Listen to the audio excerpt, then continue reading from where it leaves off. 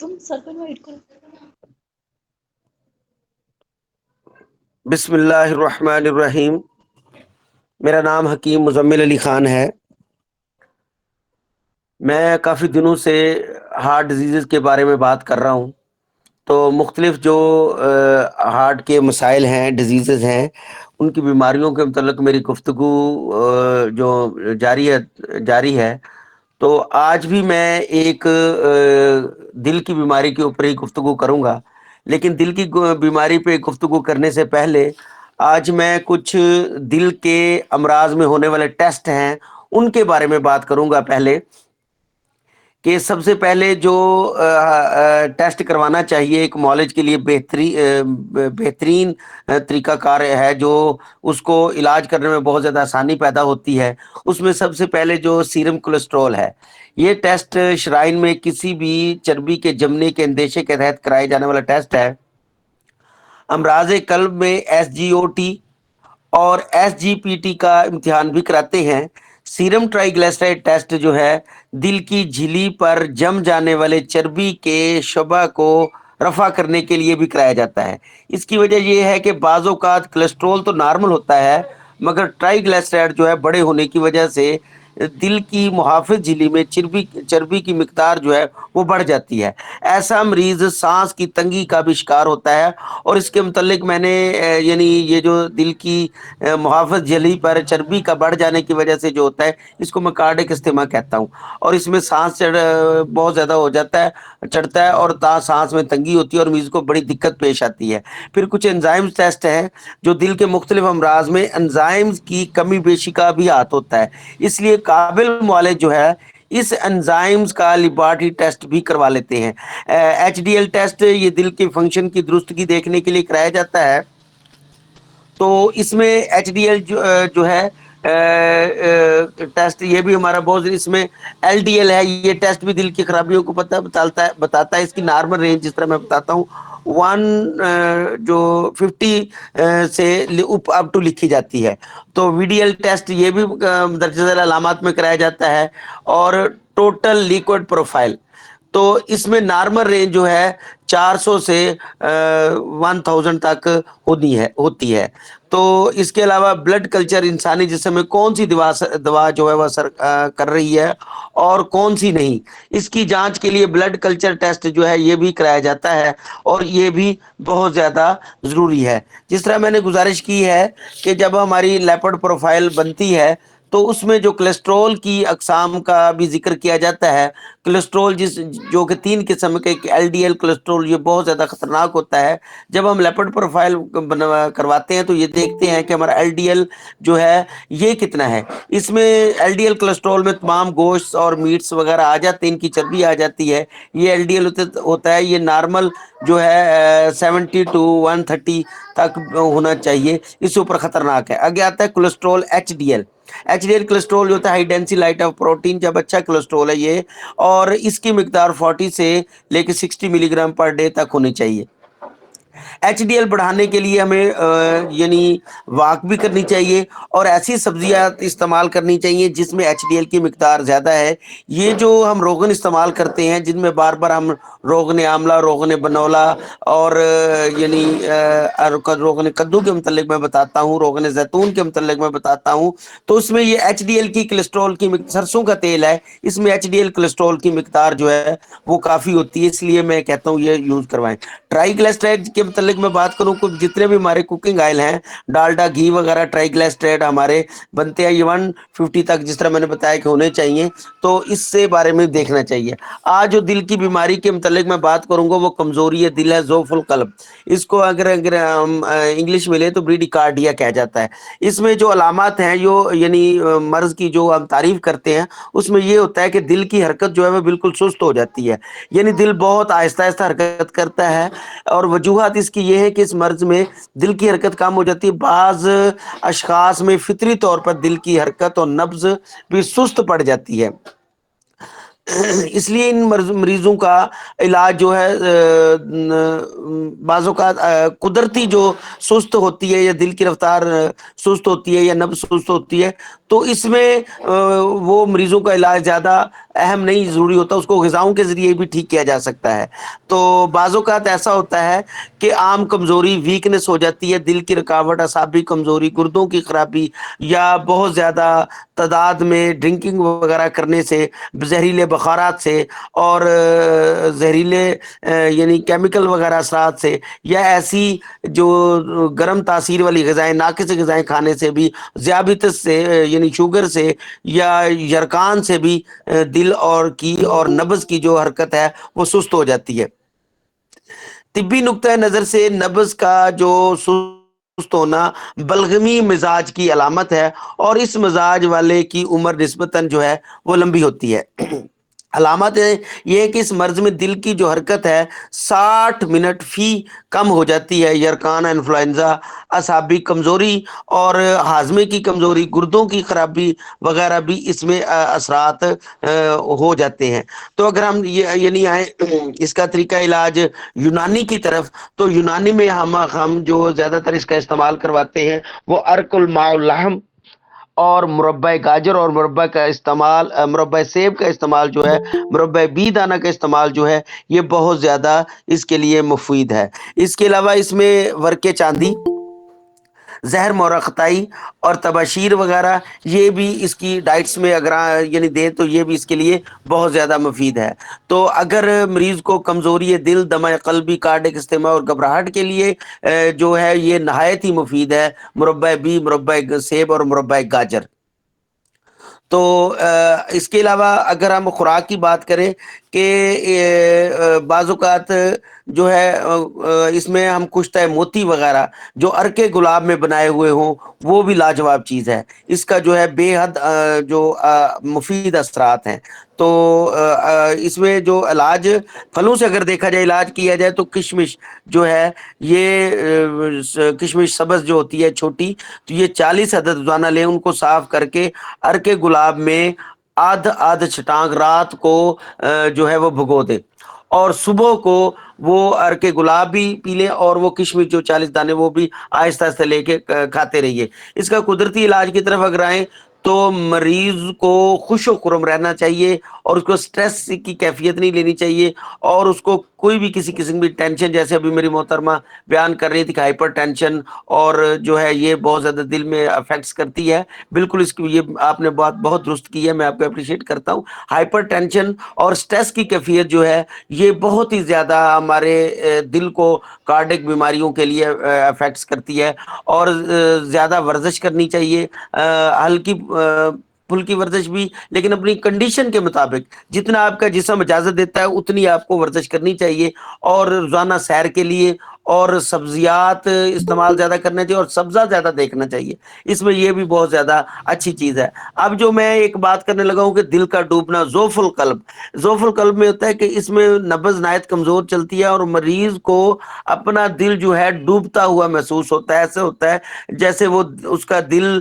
جو بیٹھ رہا ہے، اور اس میں بھی مریض کی نبض تو کمزور چلتی ہے، لیکن بعض اوقات اس کی کنڈیشن جو پہلی والی مرض کی مریض کی کنڈیشن سے زیادہ سیریس ہوتی ہے، اس میں بے ہوشی بھی ہو سکتی ہے، اور اس میں یہ شکایت عام طور بوڑھے آدمیوں کو زیادہ ہوتی ہے۔ یہ دراصل دماغی اور اعصابی کمزوری، یا دماغی صدمہ، یا کبھی کبھی یہ عاشق سے بھی ہو جاتی ہے۔ تو علامات اس میں مریض کو دل ڈوبتا نظر آتا ہے، اور ایسا محسوس ہوتا ہے جیسے اس کا دل جو ہے ہارٹ فیل ہو رہا ہے، اور دم جو ہے اس کا گھٹ رہا ہے، اور نبض کی رفتار بے قاعدہ ہو جاتی، کبھی بہت زیادہ اوپر، کبھی بہت زیادہ نیچے۔ تو یہ جو سب سے زیادہ کریٹیکلی پوزیشن ہے دل کا ڈوبنا یا ضعف القلب میں، تو اس کا بھی جو علاج ہے وہ اس کا سبب دیکھ کے کیا جائے۔ اچھا، آگے جو میں گزارش کرنا چاہتا ہوں جس مرض کی طرف، وہ ہے دل کی پھڑکن، اختلاج القلب۔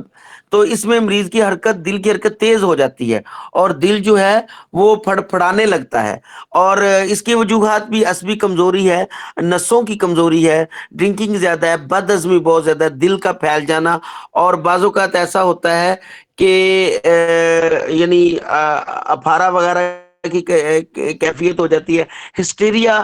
ہسٹیریا اس مریضوں کو، ایسے مریضوں کو عموماً بہت زیادہ مرض ہوتا ہے۔ اکثر اس مریض کا دورہ زیادہ محنت، زور لگانے، دوڑنے،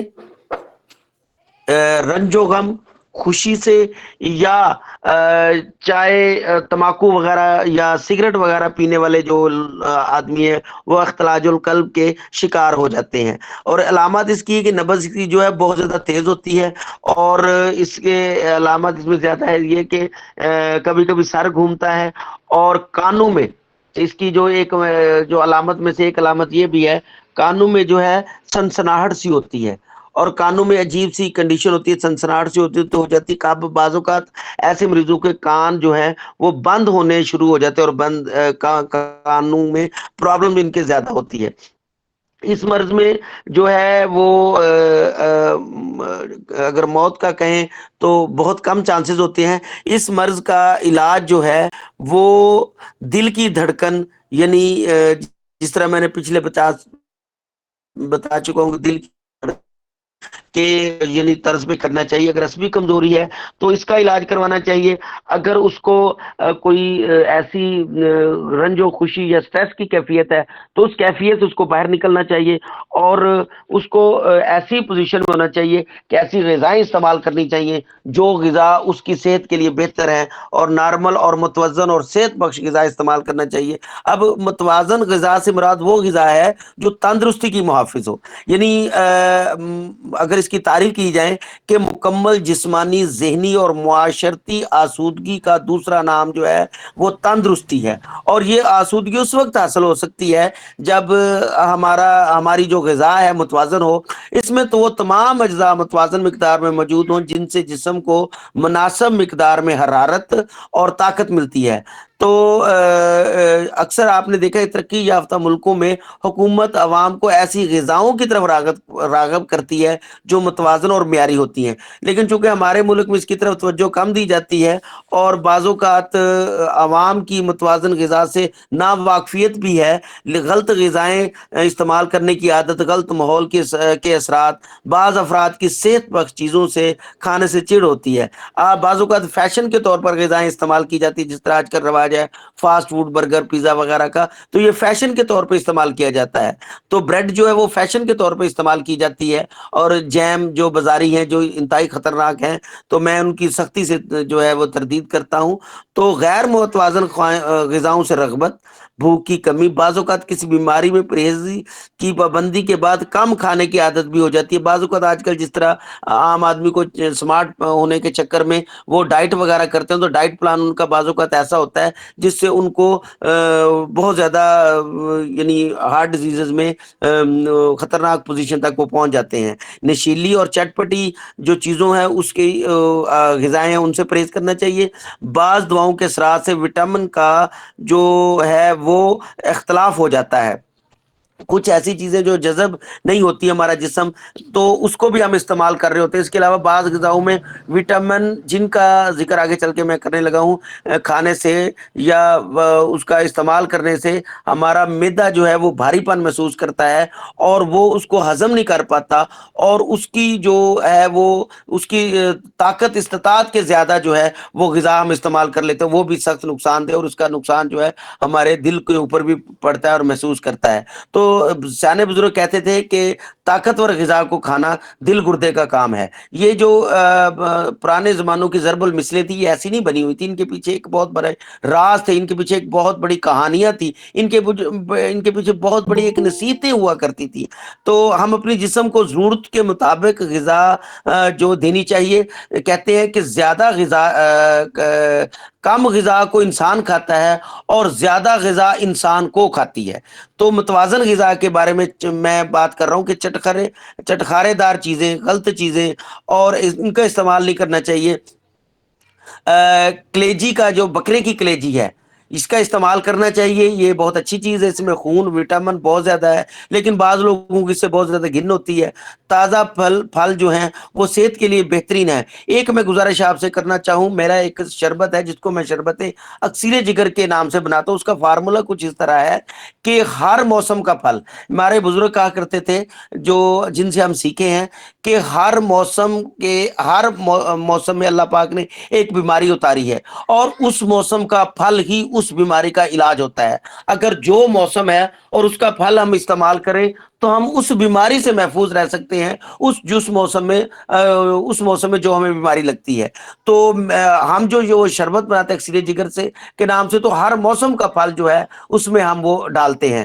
تو میں عرض گزارش کر رہا تھا کہ ہر موسم کا، جس طرح میں نے کہا کہ پھل استعمال کرنا چاہیے، اور جب موسم جا رہا ہو اور یعنی جو پھل جا رہا ہو اس کا موسم ختم ہو رہا ہو تو وہ پھل استعمال نہیں کرنا چاہیے. جب فریش آئے تو وہ استعمال کرنا چاہیے.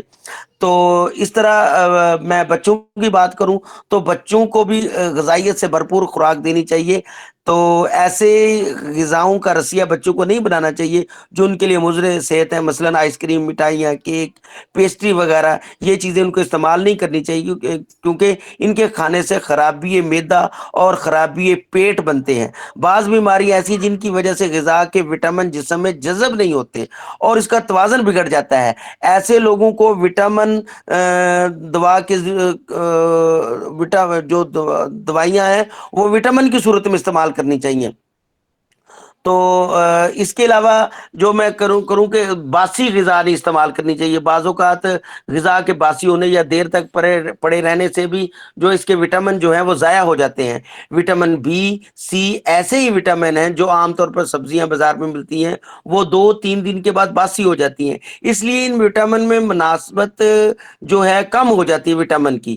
بعض سبزیوں کو تر و تازہ رکھنے کے لیے ان کی کاٹ چھانٹ کی جاتی ہے اور جو اسے الگ کر دیے جاتے ہیں. ان میں وٹامن کی کثرت ہوتی ہے. مثلاً بند گوبھی کے اوپر کے پتوں میں اندر کے پتوں کی نسبت وٹامن کے خواص زیادہ ہوتے ہیں. اس طرح وٹامن کے معاملے میں ایک کھیت کی سبزی دوسرے کھیت کی سبزی سے مختلف خاص رکھتی ہے. اس طرح وٹامن کے معاملے میں ایک کھیت کی سبزی جس طرح دوسرے کھیت کے معاملے میں مختلف اثرات رکھتی ہے، اس طرح سبزی کو دھوپ لگی اس کھیت کی سبزی سے بہتر ہوگی جس سبزی کو میں سائے میں ہوگی.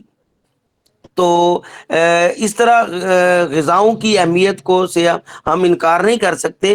اچھی اور متوازن غذا جو ہے وہ اپنے اندر ایک بہت ہی زیادہ کاربوہائیڈریٹس اور یعنی ایسی وٹامن رکھتی ہے جو ہماری صحت کے لیے بہترین ہوتا ہے. تو عرض گزارش اور کوئی اس کے بارے میں اگر کسی کو کوئی جو میں نے بیماریاں بتائی ہیں، جس طرح میں نے دل کا ڈوبنا، ضعف القلب، اختلاج القلب یا ضعف القلب کے متعلق بتایا، تو اس سلسلے میں اگر کسی دوست